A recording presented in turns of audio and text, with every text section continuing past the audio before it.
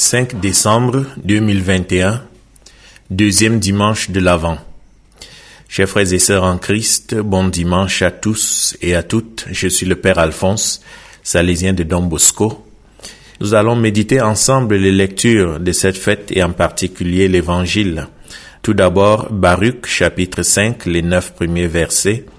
Ensuite, l'Épître aux Philippiens, chapitre 1er, les versets 4 à 6, 8 à 12. Et enfin, les 6 premiers versets du chapitre 3 de Saint Luc. Ce dimanche, la liturgie de la parole nous invite à écouter le témoignage prophétique de Baruch, probablement secrétaire du prophète Jérémie, dont nous écoutons Baruch, Jean-Baptiste et Saint Paul. Tous trois, pour devenir prophètes, ont connu un itinéraire très particulier qui nous inspire pour notre mise en route, nous les prophètes d'aujourd'hui.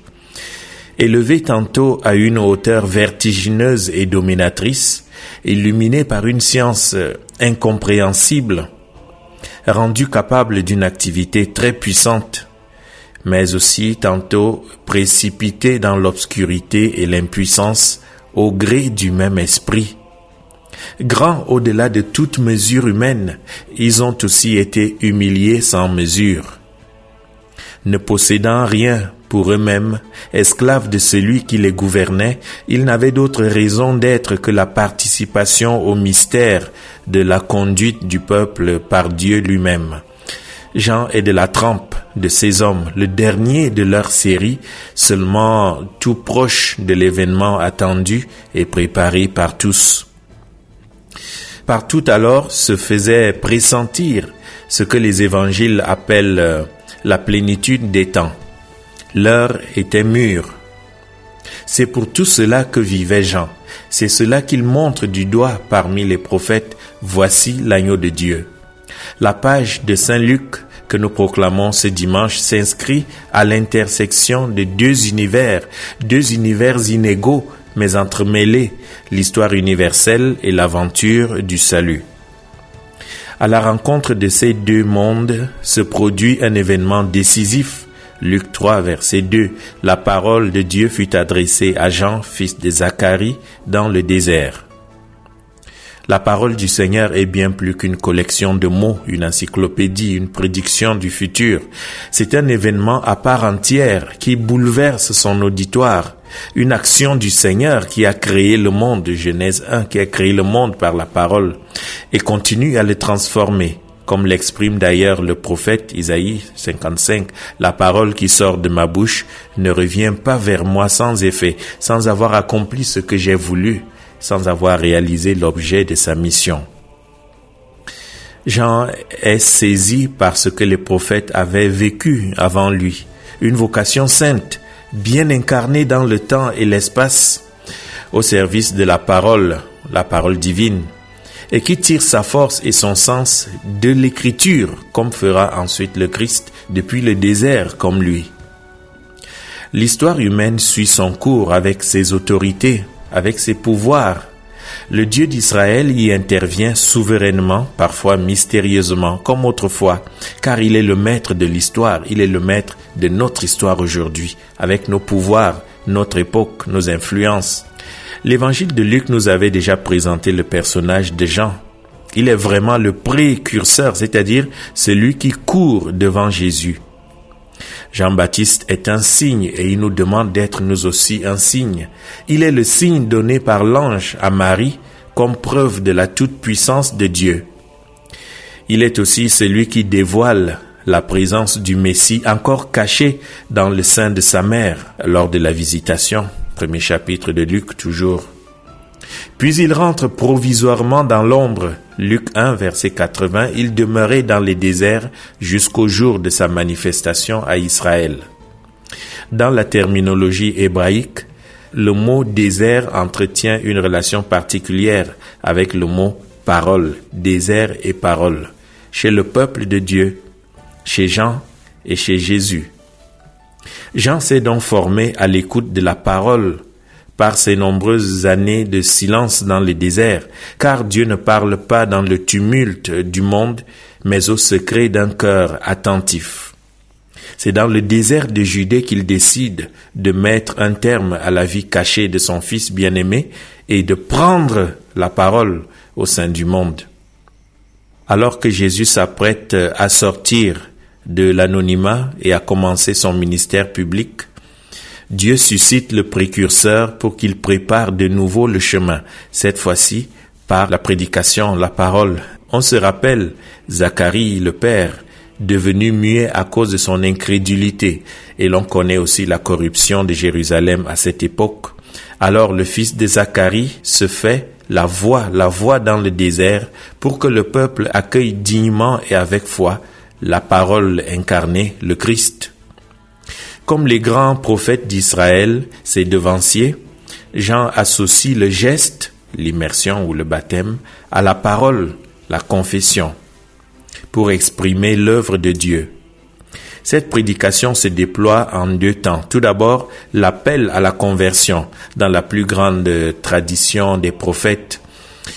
Tous ces auditeurs devaient se rappeler les cris passionnés des prophètes, comme par exemple Isaïe en sa toute première page. Isaïe dit, le premier chapitre, versets 16 et 17, je crois, « Lavez-vous, purifiez-vous, ôtez de ma vue vos actions mauvaises, cessez de faire le mal, apprenez à faire le bien. Recherchez le droit, redressez le violent, faites droit à l'orphelin, plaidez pour la veuve. » Puis l'annonce de la présence du Messie, deuxième élément chez Jean-Baptiste. Le Messie, objet de tant d'oracles messianiques antérieurs, par exemple celui de Malachie au chapitre 3 tout au début. « Voici que je vais envoyer mon messager pour qu'il fraye un chemin devant moi. Et soudain il entrera dans son sanctuaire, le Seigneur que vous cherchez, et l'ange de l'alliance que vous désirez, le voici qui vient, dit le Seigneur Sabaoth. » Quelle figure contradictoire que Jean-Baptiste. Il est radical dans son appel à la conversion et il emploie une dureté de ton qui dérange nos habitudes et nos convenances. Comment se permet-il d'apostropher les foules qui viennent implorer le pardon par l'expression intolérante d'engeance de vipères, de race de vipères? Luc 3, verset 7. Et pourtant, Jean est aussi celui qui retrouve toute douceur, toute humilité lorsqu'il parle du Messie vers lequel toute sa vie est tendue. Toujours dans Luc au chapitre 3, le verset 16, il dit « Il vient celui qui est plus fort que moi, je ne suis pas digne de dénouer la courroie de ses sandales. » Et un peu plus loin, en parlant toujours de Jésus, l'ami de l'époux est ravi de joie à la voix de l'époux. Il faut qu'il grandisse et que moi je diminue. Jean 3, verset 30. Jean s'efface devant la personne du Christ. Il n'est qu'une voix qui crie dans le désert. Comme dirait un grand saint père de l'Église, Saint Augustin, Jean était la voix, mais le Seigneur au commencement était la parole. Jean est une voix pour un temps, mais le Christ, la parole au commencement, la parole éternelle. Enlève la parole. Qu'est-ce que la voix? Là où il n'y a rien à comprendre, c'est une sonorité vide.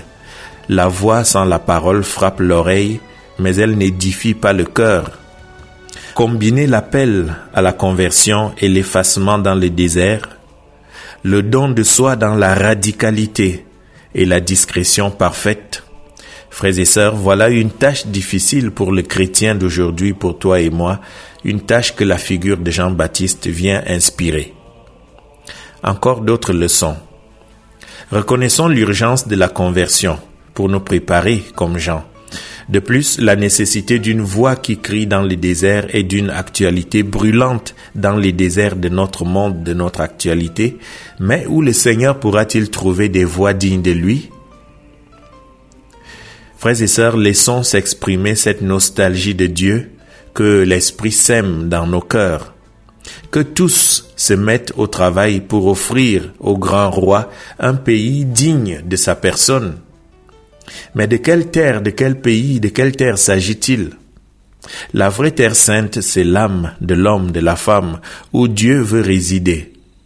Alors, n'ayons pas peur d'affronter ces misères, ces pauvretés internes, si l'Esprit nous y invite. Demandons-nous par exemple quel désert aride se cache en moi, qui a besoin d'être irrigué par sa grâce, quel sentier tortueux de comportements ambivalents, quel ravin de péché, quelle montagne d'orgueil et de vanité déforme encore mon cœur aujourd'hui, ici et maintenant. Chers amis, la figure du Baptiste inspire tous ceux et toutes celles d'entre nous qui exercent un ministère dans l'Église, un ministère petit ou grand, mais aussi chaque baptisé porteur de l'Évangile. Nous ne sommes qu'une voix et ne devons pas attendre de remerciements, de récompenses, même sous une forme subtile, par exemple de respect. Ce n'est pas à une mission humaine que nous sommes appelés, et la popularité ne doit pas nous servir de maître étalon. Nous sommes envoyés pour annoncer le Christ et l'Évangile.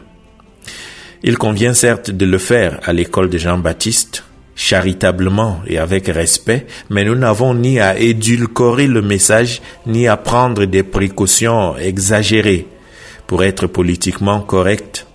N'ayons pas peur, nous sommes souvent une voix qui crie, nous devons être une voix qui crie dans le désert. En dépit des apparences, nos familles, nos groupes d'amis, nos lieux de vie, et ce monde en général sont autant de déserts où la vie spirituelle peine à fleurir. Il faut être les Jean-Baptiste d'aujourd'hui. Dans les déserts, oui, déserts assoiffés d'une parole qui apporte la vie, la joie, l'espoir. Assoiffés surtout d'un visage, celui du Christ. Nous préférerions souvent prêcher et témoigner dans des pâturages bien verts, mais c'est dans l'inconfort du désert, de la contradiction, que la parole de Dieu est adressée à Jean-Baptiste et à nous. Chers amis, les âmes ont soif de Dieu et sortent de leur retraite lorsqu'elles entendent la voix d'un Jean-Baptiste moderne et véritablement évangélique. Disons enfin que nous ne devrions pas oublier ces prophètes qui, après avoir tant prêché dans les déserts de ce monde, deviennent muets à cause de l'âge ou de la maladie. Malgré la campagne orchestrée contre le clergé et quelquefois contre la foi chrétienne, le témoignage de fidélité de tant de prêtres, tant d'agents pastoraux, laïcs au masculin et au féminin, qui ont accumulé des décennies de dévouement dans la ville du Seigneur, ce témoignage est une voix puissante qui devrait rejoindre l'étroitesse de notre cœur et y faire fleurir la gratitude.